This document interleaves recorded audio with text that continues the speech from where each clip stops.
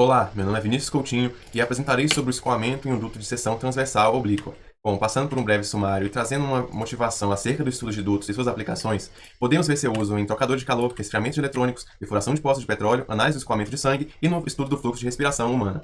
Bem, nossos objetivos serão realizar uma solução utilizando métodos numéricos de escoamento induzido por um gradiente de pressão no interior de um duto de seção transversal losangular. No nosso trabalho é denominada seção transversal oblíqua. O escoamento se dá da maneira que está ilustrado na imagem abaixo e também buscaremos comparar os resultados obtidos com aqueles previamente encontrados na literatura.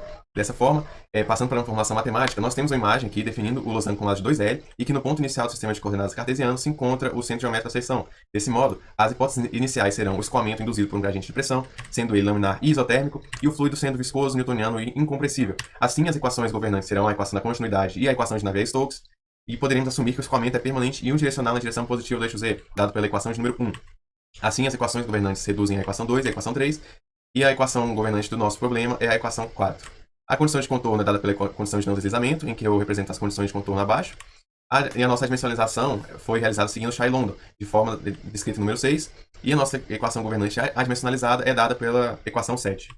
Aqui trazemos o produto do fator de atrito de Feynman pelo número de Reynolds, que também é conhecido como número de Poiseuille, e ele é uma constante de proporcionalidade entre o gradiente de pressão e a velocidade média.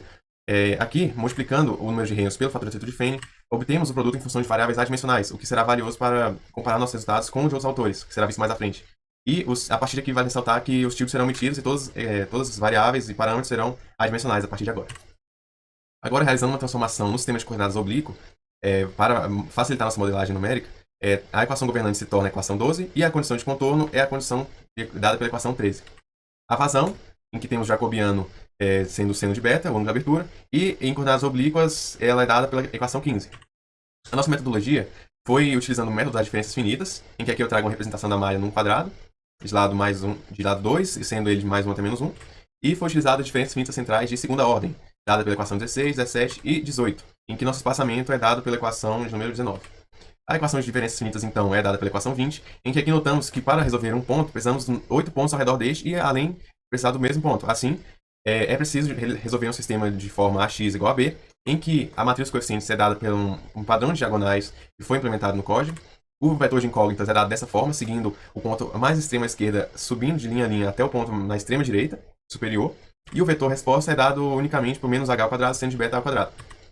Aqui, para realizar a integral numérica e obter a vazão, foi utilizada a metodologia proposta por Budden e Ferris, de uma integral de Simpson de duas dimensões, com erro na ordem do espaçamento à quarta, em que a matriz do coeficiente de Simpson é dada dessa forma, e a matriz com os valores de função em cada ponto é dada da seguinte forma. Assim, nós podemos escrever uma integral integrada por meio de matrizes, e isso facilita muito na implementação numérica. Então, a nossa vazão em coordenadas cartesianas é dada pela seguinte forma na equação 22, e em coordenadas oblíquas aplicamos o jacobiano e temos a equação 23. Depois de solucionar o problema, notou-se a presença de uma simetria ao longo da diagonal, em que pode ser escrita da seguinte forma, em que há apenas uma modificação na matriz dos coeficientes, resultado da iteração da primeira linha com a segunda. No caso, será alterado apenas um bloco na matriz. Também apresentamos agora o método inédito na literatura, que é o método de homotopia, em que ela é criada conforme a equação de número 24, onde buscamos inibir um termo da derivada mista, seguindo as aproximações dadas pelas equações 25 e 26. Aqui, então, segue que a nossa homotopia, cada ordem de homotopia é dada da seguinte maneira. Trazendo agora os resultados, percebe-se que o campo de velocidades está de acordo com o escoamento de Hagen-Poiseuille para o caso do oblíquo, uma vez que no bordo do domínio podemos perceber a influência da condição de não escorregamento na borda e a região de máxima velocidade se encontra no centro geométrico do losango, conforme vemos aqui nas linhas de velocidade. Aqui eu trago também a evolução do F Reynolds com relação à ordem de homotopia, e aqui percebemos que conforme aumenta-se a ordem, os ângulos mais baixos vão se adequando à solução pelo método das diferenças finitas, indicando a convergência do método. Também eu trago a velocidade máxima em função do ângulo de abertura, a velocidade média em função do ângulo de abertura, a razão em função do ângulo de abertura e o F Reynolds em função do ângulo de abertura. E aqui eu trago também comparações com outros autores, sendo Shay-London a maior referência no assunto, e também podemos notar a divergência da solução para os ângulos de abertura pequenos. E assim, para analisar melhor, foi criada uma tabela da variação do número de pontos pelo ângulo, em que é notada uma convergência do método, apresentando resultados inéditos na literatura. Aqui também vale ressaltar que para cada matriz dos coeficientes, temos n a quarta pontos n a quarta pontos. Ou seja, para o caso de 2901 pontos, realizamos operações com uma matriz contendo trilhões de pontos.